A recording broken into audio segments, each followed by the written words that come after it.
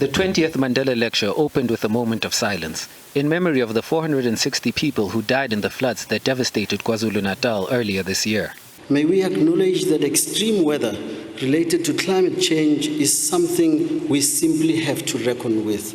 It used to be something we thought was coming. It's now here with us. And we may determine that this loss of life will never be forgotten nor be in vain.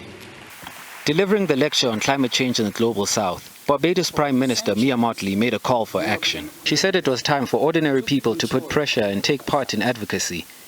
Mottley also called for the reform of the international financial system that still has vestiges of colonialism that discriminates against countries from the Global South. She has also called on everyone, governments, multinational corporations and philanthropists, to form a global compact to put money in a fund to pay for loss and damages due to climate change. Because we're not asking purely that the money come to us for mitigation. We're saying do it wherever.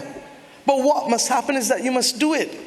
And regrettably, what we are still getting is the standoff. And the standoff comes because mankind is so consumed with the geopolitics of today's world that we are forgetting the reality of the planet on which we live. And it is sad because at the end of the day, time waits on no one.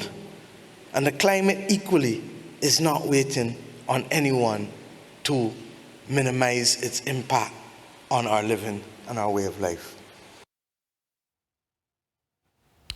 An 11-year-old boy's dream has been realized when he got the opportunity to meet Barbados Prime Minister Mia Mottley.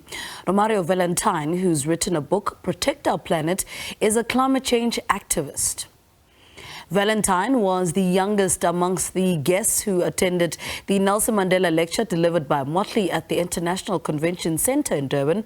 Valentine had hoped for an opportunity to meet the Prime Minister, who he calls his climate warrior.